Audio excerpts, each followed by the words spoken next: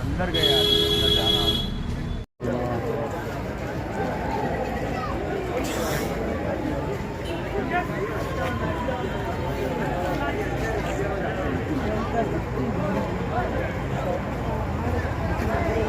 Okay क्या ಕೊಡೋದು ಪಾನಿ pipe ಆಗುತ್ತೆ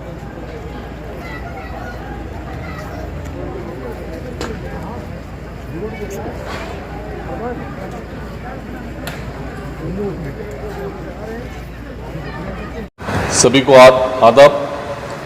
मेरे साथ माइनॉरिटीज़ एंड हज सेक्रेटरी हमारे जैन सर भी साथ है और हज हाउस के सीईओ हमारे सरफराज सर भी है और इसी तरह मेरे पीएस मुरलीधर भी है, दूसरे ऑफिसर्स भी है। यहाँ पे हाउसिंग बोर्ड के चीफ इंजीनियर्स को भी बुलाए गए हैं, पुलिस डिपार्टमेंट के रिस्पॉन्सिबल उनको भी बुलाया गया है और ऑलरेडी फायर वालों को भी इसके बारे में इंक्वायरी करने के लिए बोल दिया गया है और इस रिलेटेड इलेक्ट्रिसिटी डिपार्टमेंट के इंजीनियर्स को भी उनके इंस्पेक्टर्स रहते हैं उनके डिपार्टमेंट पे कि ये किस तरह से शॉर्ट सर्किट हुआ है उसकी भी इंक्वायरी चालू करने के लिए ऑर्डर कर दिए हैं और टोटली इस केस के लिए एक कमेटी बना के इंक्वायरी के लिए ऑर्डर ऑलरेडी कर दिए गए। तो ये बिल्डिंग में लॉस तो हुआ है कम से कम 3.5 से 4 करोड़ रुपए और किसी दूसरा जैसा जान कोई दूसरे हादसे यहाँ पे नहीं हुए, ये खुदा का बहुत बड़ा करम है। तो इसके लिए इमीडिएट उसको फास्ट करा देंगे फंक्शन हॉल के लिए और जहाँ पे IAS KS के स्टूडेंट्स कुछ थोड़े स्टूडेंट्स थे वो ट्रेनिंग कंटिन्यू जो पीछे बिल्डिंग है उसको भी कंटिन्यू करना बोल के बोले। तो इस तरह से जो भी है इमीडिएट एक्शन लेंगे। अभी तक तो जो माहिती आई इंफॉर्मेशन आई है शॉर्ट सर्किट से, क्योंकि जो काम करने वाले थे उन्हीं के सामने हुआ है बोल के इंफॉर्मेशन है। फिर भी इसके लिए क्योंकि इंक्वायरी रिपोर्ट होना ज़रूरी तो उसके लिए गवर्नमेंट से इंक्वायरी कमेटी बिठा के इमीडिएट इंक्वायरी करना बोल के ऑलरेडी ऑर्डर इश्यू हो गए। जैसा 2-4 दिन में इंक्वायरी आएगी तो करेक्ट पता चलेगा। जी आपकी हाजिरी काफ़ी देर से हुई है, शनिचर का यह मामला है। मैं कल मुझे उस दिन रात में कल परसों रात में मुझे इन्फॉर्मेशन मिला, कल एक बिदर में हमारा CWC मेंबर बेल्लारी के जो MP है उनका सम्मान कार्यक्रम 15 दिन पहले ही फिक्स हो गया था। तो बिदर में उनका एक प्रोग्राम था, दूसरे गवर्नमेंट के 1-2 प्रोग्राम थे, उसकी वजह से मैं वो प्रोग्राम कल किया हूँ, करके सीधा इधर आया हूँ। तो साथ ही हमारे ज़मीर साहब भी और कृष्णा बैरागौड़ा भी विज़िट किए हैं, पूरे ऑफिसर विज़िट किए हैं और कंटिन्यू मैं ऑफिसर से कम्युनिकेट में था और मेरे एक PA इनूस सर वो मेरे साथ ऑलरेडी मैं यहाँ पे भेज के था। ऐसा आज इनॉग्रेशन के टाइम में CM से मुतालबा किया गया था कि 5 करोड़ जो है एडिशनल दिया है, वो अमाउंट आया है क्या? वो भी आएगा ऑलरेडी क्लियर फाइनल स्टेज पे है। फाइनेंस में CM तो क्लियर कर दिए है, फाइनेंस वाले एक वीक में क्लियर करेंगे, CM ऑलरेडी क्लियर करके। अभी जो नुकसान हुआ है इसके लिए अलग से प्रपोजल जाएगा, किस तरह कैसे होगा? अलग से प्रपोजल हम भी बना रहे हैं, क्यों हाँ हम भी बना रहे हैं, लेकिन इसकी हम अभी जो कॉन्ट्रैक्ट जिसको दिए थे KRDL वाले तो वो अभी हमको हैंड ओवर नहीं किए, तो तो उनकी जिम्मेदारी बनती है कि फिर से वो सही करके पूरा बना के हमको हैंड ओवर देना चाहिए। तो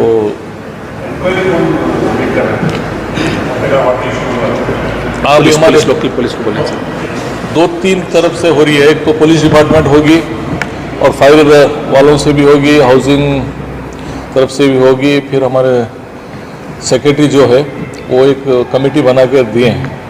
एक तो हज कमेटी के ईओ सरकार साहब है, दूसरा हमारे डायरेक्टर साहब, क्योंकि यहाँ पे आईएएस का सब ट्रेनिंग चल रहा था, तो ये 2 अधिकारी के नेतृत्व में और 3 डिपार्टमेंट, जैसे जो शॉर्ट सर्किट से रिलेटेड हुआ है वो इलेक्ट्रिकल डिपार्टमेंट दे सकता है, तो बेस्को इंस्पेक्टरेट को डायरेक्शन अभी ओरली गया है, अभी राइटिंग में अभी चला जाएगा।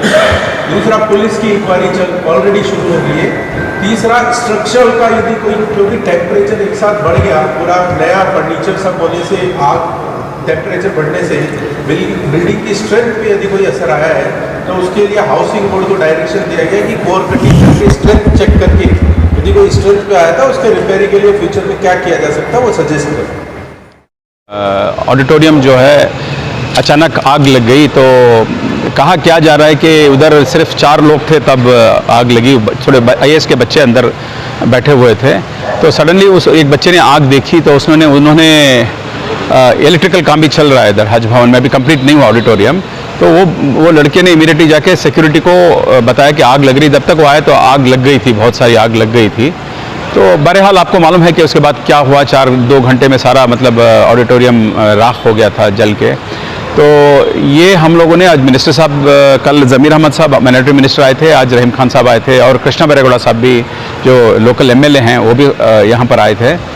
तो हम लोगों ने जो काम दिया था KRDL का, तो उनकी ये जिम्मेवारी है कि हमको एज एंड वेयर कंडीशन मतलब कंप्लीट करके हमको हैंड ओवर करना पड़ेगा। तो अभी जो जल गया है तो ये भी उन्हीं की रिस्पॉन्सिबिलिटी होगी। ऑलरेडी डायरेक्शंस दिए गए हैं उनको कि इमीडिएटली एज इस वेयर कंडीशन में हम इमीडिएटली विदिन 3-4 मंथ्स में हमको रेडी करके वापस ये ऑडिटोरियम हमको वापस दे दें।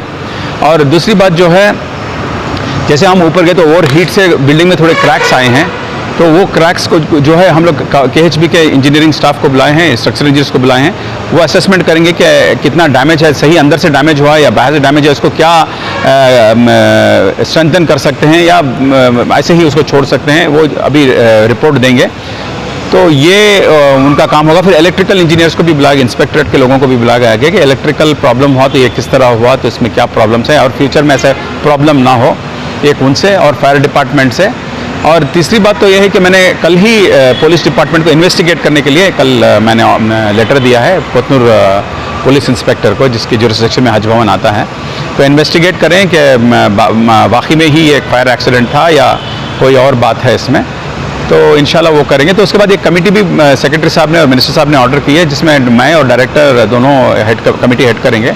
उसमें मतलब ये सारे मामला जो हैं, जैसे कि बिल्डिंग की स्ट्रक्चर की डिज़ाइन हो, कि कौन इसका रिस्पॉन्सिबल हो, इस चीज़ का इंक्वायरी करें। ये मैं चाहता था कि एक इंडिपेंडेंट इंक्वायरी हो, लेकिन इसमें जो है काम KRDL से किया है, तो मतलब उन्हीं के हैंडओवर में है, तो उनकी रिस्पॉन्सिबिलिटी है, तो फिर इंक्वायरी मुझे और डायरेक्टर को ही करना पड़ेगा। क्या एक काम के दौरान हादसा हुआ है जो इलेक्ट्रिकल में यहाँ पर काम चल रहा है? हाँ, काम के दौरान हुआ है। ऑलमोस्ट 90% कंप्लीट हुआ था, अभी तो थोड़ा काम बाकी था। इलेक्ट्रिकल का काम चल रहा था, चेकिंग चल रही थी, इलेक्ट्रिकल की, लाइटिंग की वगैरह काम चल रही थी। तो उस वक्त क्या वो लोग मौजूद थे KRDL के? हाँ, उनके स्टाफ थे ना, उनके स्टाफ हाँ थे, सब थे, 2-3 लोग थे वो चले। तो वो यही तो पता लगना था कि इलेक्ट्रिकल फायर हुआ तो कहाँ से हुआ, क्यों हुआ, क्योंकि जो 3 बच्चे उधर अंदर बैठे हुए थे जो IAS के लिए पढ़ रहे थे, वो उन्होंने देख के जाके इमीडिएटली बताया तो आग कहाँ से लगी। तो ये क्योंकि नीचे से भी केबल गए हैं, ऊपर से भी केबल गए हैं, और जैसे आप जानते हैं कि नीचे पूरे कारपेट्स वगैरह लगे हुए थे, तो आग लग गई है। लेकिन ये भी कहा जा रहा है कि नेग्लिजेंस यहाँ पर हुआ है, लापरवाही बरती गई है इस पूरी इमारत में। तो कहीं ना कहीं इसके लिए जो है जो मुतल्लका मिनिस्टर हैं, ऑफिसर्स हैं कंसर्न, वो भी जिम्मेदार हैं, ये बात कही जा रही है। नहीं, नेग्लिजेंस का सवाल ही पैदा नहीं होता, क्योंकि यहाँ पर कम्प्लीटली आप जानते हैं हज भवन जो है 7 साल से कम्प्लीटली कंट्रोल में है। कोविड सेंटर को इस्तेमाल किया गया था, सारे ऑफिसरान उस दिन प्रेजेंट थे इधर, तो पूरे इधर थे, तो बेहतरीन काम चल रहा था। तो इलेक्ट्रिकल स्पार्क हो गया है या कोई और रीज़न से हुआ, क्योंकि कोई लोग ही नहीं थे उधर। तो जब ऑफिसर्स एक हद तक मतलब सुपरविजन करते हैं, जो देखते हैं, लेकिन जो अंदर से जो होता है तो वो उस वक्त अगर प्रिकॉशनरी मेजर्स प्रिकॉशन लिया था ना, नुकसान नहीं होता, प्रिकॉशनरी आग मेजर्स नहीं फैलती। नहीं, प्रिकॉशनरी मेजर्स लिया गया था। तो ये जो स्प्रे किए थे तो मिनट्स में आग लग गई, क्योंकि सारा मतलब इनफ्लेमेबल मटेरियल, पूरा प्लाईवुड है, नीचे पेट्रोलियम का जो गम लगा था, नया लगा हुआ था, वो कारपेट्स बिठाए गए थे। तो ऑडिटोरियम का जो सिलसिला, अगर आगे ऐसे अगर रूम हो तो ऐसा आग, इतने आग लगने की आई मीन ये सवाल ही नहीं पैदा होता था, क्योंकि पूरा क्लैडिंग किया था अंदर, वुडन क्लैडिंग हुआ था उसके अंदर। फिर उसके अंदर ये साउंड प्रूफ के लिए ये लगता है, क्या बोलते हैं, कॉट्स ऊल लगता है उसमें। तो इस चीज़ में ये कमेटी का स्टाफ क्या कर रहा था? हज कमेटी के स्टाफ यहीं पर थे आके, वो ही खुद काम किए ना, उन्हीं की तो वही लोग आके काम, वो और वॉलंटियर्स ही काम किए इधर, और कौन काम किया जी।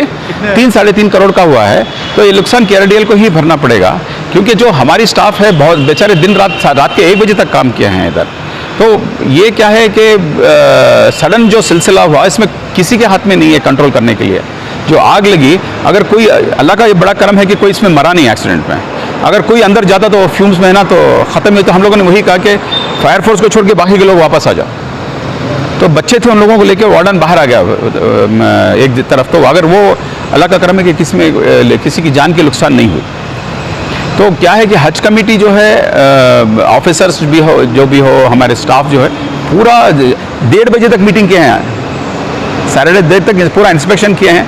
परसों मैं भी इंस्पेक्शन किया हूँ, हम लोग सब इंस्पेक्शन किए हैं। तो ये आग लग, उससे पहले एहतियाती अगर नहीं, पूरा एहतियाती कहते ना, तो प्रिकॉशंस देखिए ऐसा है कि फायर फोर्स का जो इक्विपमेंट जो है, जो सिलेंडर्स इस बिल्डिंग में लगा सकते हैं वो लगा रखे हैं। यहाँ पर 13 फायर इंजन की ज़रूरत पड़ी, 13 फायर इंजन की लगी। जो सिलेंडर्स ये लोग इस्तेमाल कर रहे थे, वो सिलेंडर्स, उसमें उतनी बड़ी आग के लिए कंट्रोल करना नामुमकिन है।